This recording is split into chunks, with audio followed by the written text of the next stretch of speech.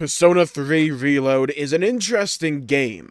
A remake of a timeless classic that, well, we say timeless, but there's a few aspects that have some growing pains. Persona 3 is one of the most monumental games in the series, because it changed a lot of the core identity that the game had up to that point in time. And a lot of the groundwork for the latest success of the series would be found in 3. With the game implementing the social, simulator aspects, but also one of the main pillars of Persona 3 was Tartarus, a giant, seemingly endless dungeon labyrinth experience. It would see players form a party of, well, characters, duh, it's an RPG, and you go delve its various depths and floors, conquering various shadows and boss fights along the way, acquiring that sweet, sweet loot, saving people who got trapped inside, fulfilling Elizabeth's requests, and coming out the other side at the end of the game. Tartarus was rather polarizing, because, well, it's over 260 floors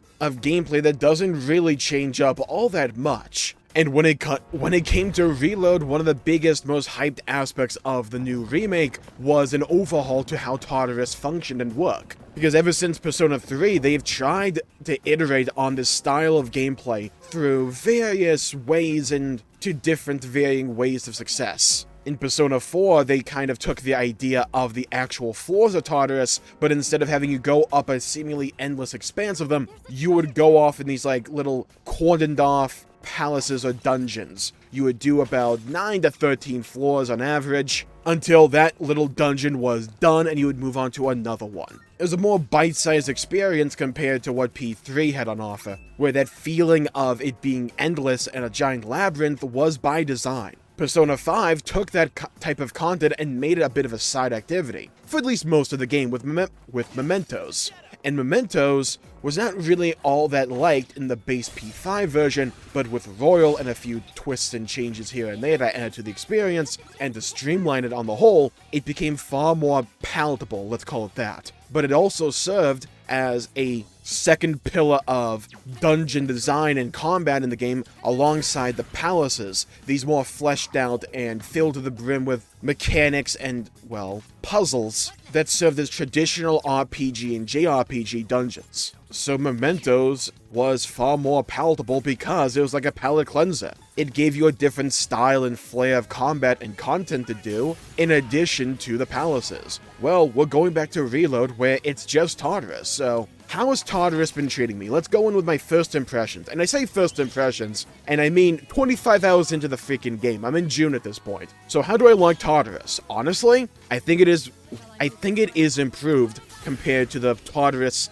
that I used to play back in Portable. They've added quite a bit to the overall experience to flesh it out and to try and add replayability, but also gameplay depth to it. And I think when I was doing a bit of a Tartarus run to record the footage for this video, a thought crossed my mind, and it is kind of the perfect way to encapsulate what Tartarus kind of represents for P3 on the whole. Tartarus necessarily isn't about the content itself, it is a vehicle to deliver you the content. Now, what do I mean by that? Well, obviously Tartarus has had some retrofitting done to it, and some tender love and care has gone into Tartarus. The visuals are the best they've ever been, and there are a few more things to do in it, but the real, well, beauty of Tartarus, in my opinion, is the management aspects alongside it, but also the actual combat that you take place within it. I think the combat of P3 so far has been absolutely stellar, and has been really a culmination of a lot of lessons learned from the past for Persona.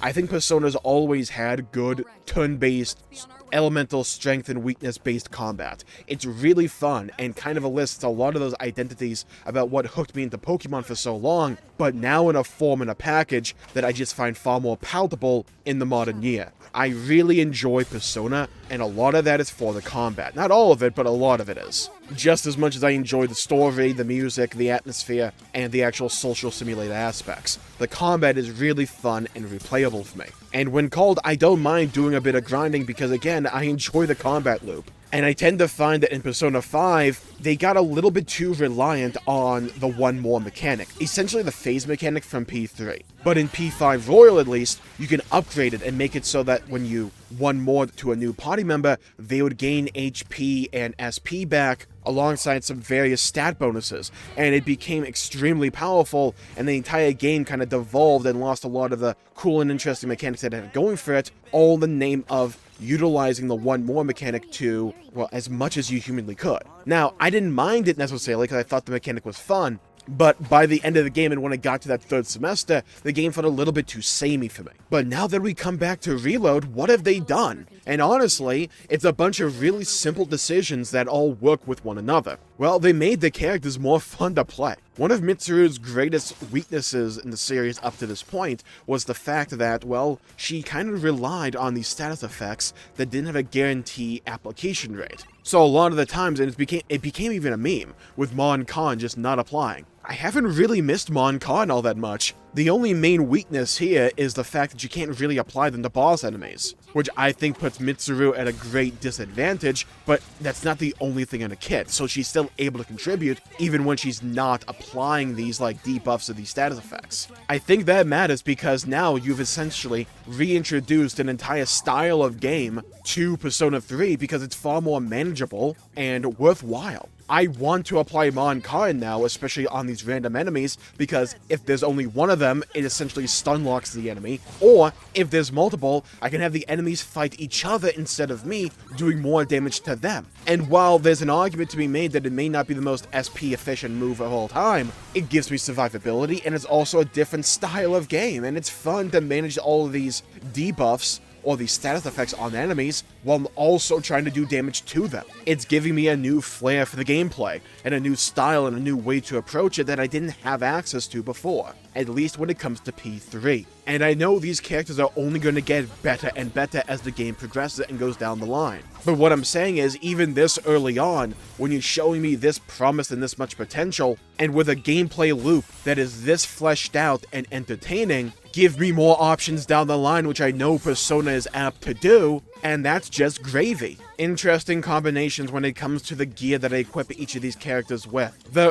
Urgy, or Theurgy. I call it the Urgy on stream because it pisses people off and I find that funny, but it's a great idea and a great gameplay mechanic compared to what Showtime had in P5, which was a very similar concept, where you would have these combinations of characters that would do a unique move that would essentially just devolve to doing a bunch of damage on an enemy. And it wasn't necessarily RNG focused, but at least felt like RNG, right? In terms of when you could use a Showtime. In P3 Reload, the brilliant thing with the Urgy is that, well, you build up a gauge for each character specifically, including Fuka as a navigator, and by utilizing that character in the way they're meant to be played, so like utilizing Mon Khan or status effects for Mitsuru, that builds the gauge faster than utilizing other actions, but you still build it utilizing those other actions. So like Junpei, you want to crit, or Yukari wants to heal, or Makoto just kind of wants to exist, I guess.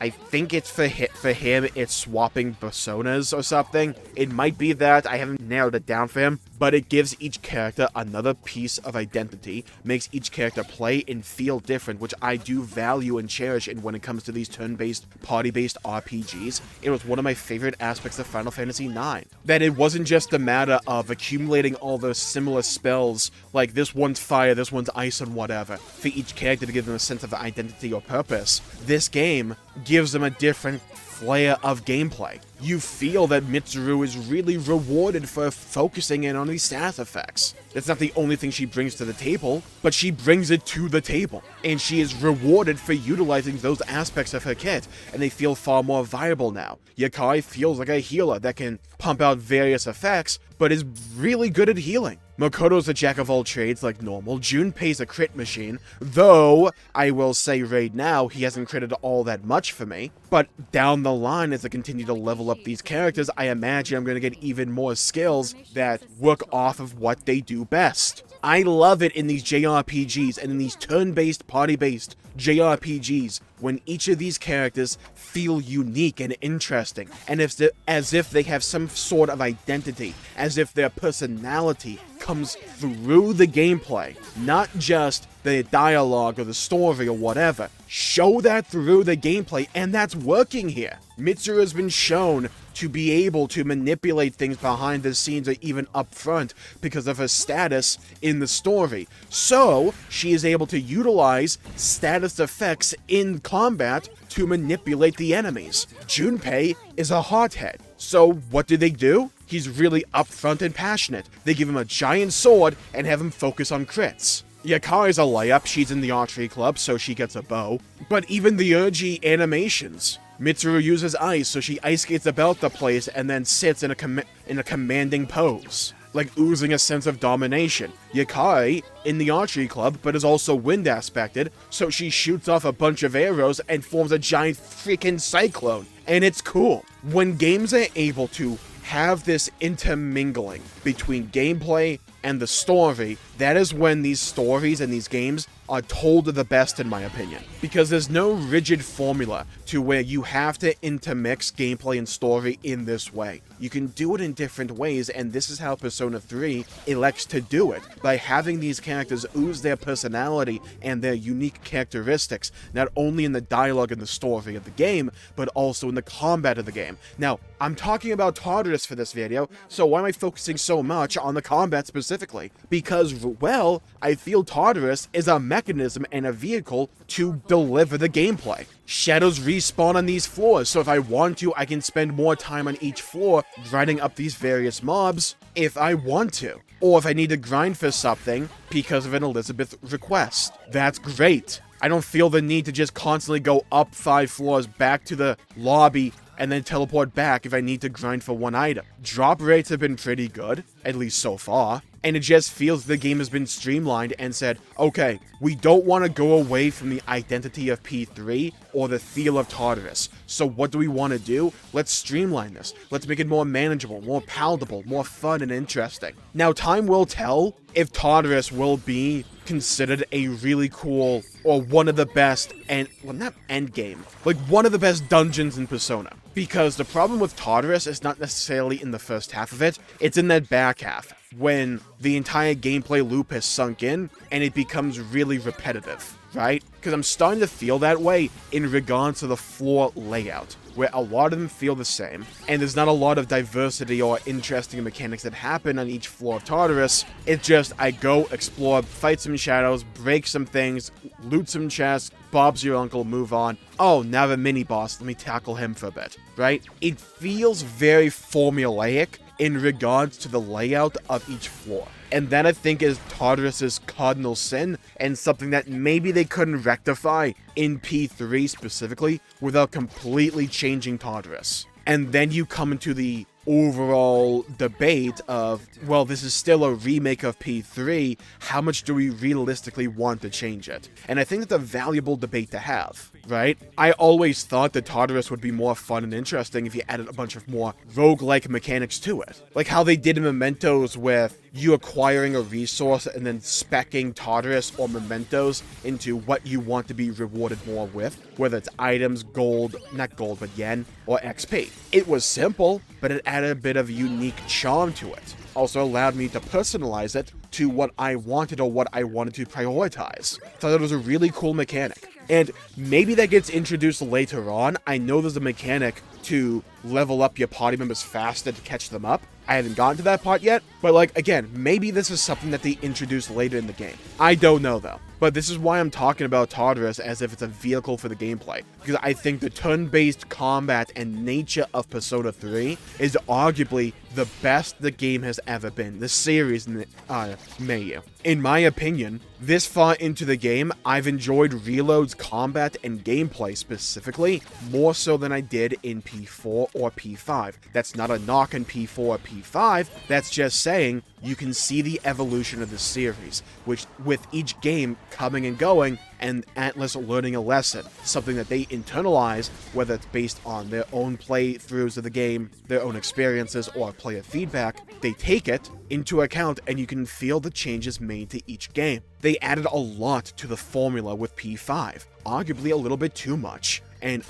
a couple of things that were maybe a little bit too powerful, so they scale them back here, so that the identity of the gameplay isn't necessarily all wrapped up into one little pillar. That's great. Like, this is a good thing, and I need people to understand this. This is not a knock on the P3s of old, or P4, or P5. I love all of those games. But this is what you want to see out of a company. This is what you want to see out of a game studio. You want them to look in the mirror, see the man in the mirror, and say, we can be better, right? They're not stagnating. They're not resting on their laurels or whatever. They are actively trying to make, with each entry, they're trying to make the game better, more enjoyable, more replayable, and just have its own unique identity and flair. That's a great thing in my opinion, because you can see the progress, the combat, and the gameplay on the whole has undergone throughout this entire series when you look at the game releases in chronological order. Fez, you couldn't control your party members, but in P4 you could,